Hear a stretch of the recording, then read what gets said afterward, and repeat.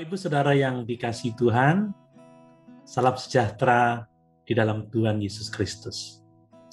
Kita telah belajar dari Daniel dan Yusuf, orang-orang salehnya Tuhan yang tidak menyerah terhadap tantangan dan godaan yang akan menghancurkan relasi mereka dengan Tuhan, identitas mereka sebagai umat Allah dan kehidupan kudus mereka. Dengan komitmen untuk hidup benar, iman dan kreativitas menghadapi tantangan, tegas terhadap godaan, Daniel dan Yusuf berhasil menjaga relasi mereka dengan Tuhan, menjaga identitas mereka sebagai umat Allah, dan menjaga kekudusan hidup mereka.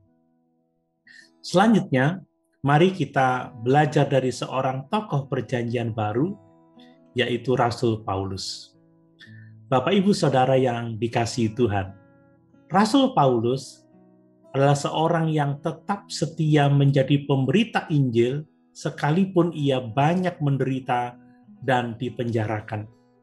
Kita dapat membaca kisahnya di dalam surat Filipi pasal 1.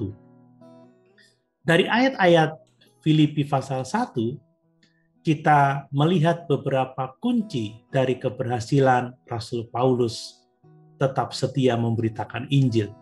Yang pertama adalah komitmennya.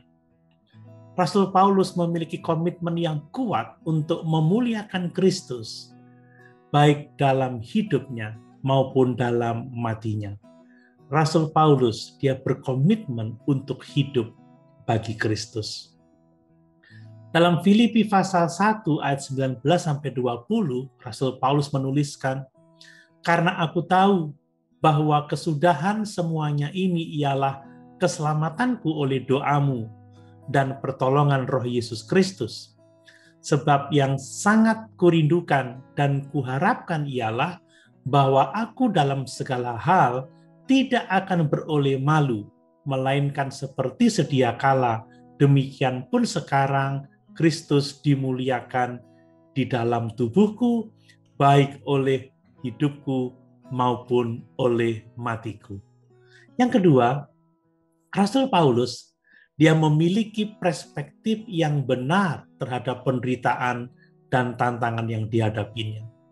Dalam Filipi pasal 1 ayat 12-18, Rasul Paulus menuliskan, "Aku menghendaki saudara-saudara supaya kamu tahu bahwa apa yang terjadi atasku ini justru telah menyebabkan kemajuan Injil, sehingga telah jelas bagi seluruh istana dan semua orang lain bahwa aku dipenjarakan karena Kristus. Dan kebanyakan saudara dalam Tuhan telah beroleh kepercayaan karena pemenjaraanku untuk bertambah berani berkata-kata tentang firman Allah dengan tidak takut. Ada orang yang memberitakan Kristus karena dengki dan perselisihan, tetapi ada pula yang memberitakannya dengan maksud baik. Mereka ini memberitakan Kristus karena kasih, sebab mereka tahu bahwa aku di sini untuk membela Injil, tetapi yang lain karena kepentingan sendiri dan dengan maksud yang tidak ikhlas. Sangkanya dengan demikian mereka memperberat bebanku dalam penjara. Tetapi tidak mengapa, sebab bagaimanapun juga Kristus diberitakan, baik dengan maksud palsu maupun dengan jujur. Tentang hal itu aku bersukacita dan aku tetap bersukacita. Yang ketiga, Rasul Paulus, dia berpengharapan teguh. Dalam Filipi pasal 1 ayat 20, kemudian ayat 25 dan 26, Rasul Paulus menuliskan, "Sebab yang sangat kurindukan dan kuharapkan ialah bahwa aku dalam segala hal tidak beroleh malu, melainkan seperti sedia kala, demikian pun sekarang, Kristus dengan nyata dimuliakan di dalam tubuhku, baik oleh hidupku maupun oleh matiku. Dan dalam keyakinan ini taulah aku akan tinggal dan akan bersama-sama lagi dengan kamu sekalian, supaya kamu makin maju dan bersukacita dalam iman, sehingga kemegahanmu dalam Kristus Yesus makin bertambah karena aku, apabila aku kembali kepada kamu." Bapak Ibu yang dikasihi Tuhan, jelas teladan Rasul Paulus bagi kita, agar kita dapat berhasil dalam melayani Tuhan di tengah-tengah tantangan dan hambatan dari dunia dan kuasa-kuasa kegelapan.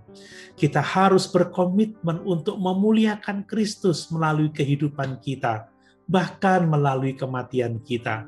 Kita harus memberikan hidup kita sepenuhnya untuk melayani Tuhan. Kita harus mempunyai perspektif yang benar terhadap penderitaan, bahwa seringkali Tuhan memakai penderitaan kita justru untuk mengembangkan pelayanan kita.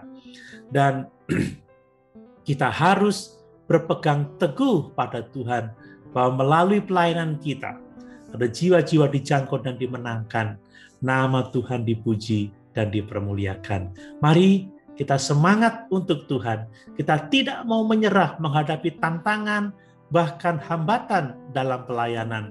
Kita mau berkomitmen untuk Tuhan. Kita mau memiliki perspektif yang benar terhadap penderitaan kita dan teguh berpegang pada pengharapan kita. Haleluya. Tuhan Yesus memberkati.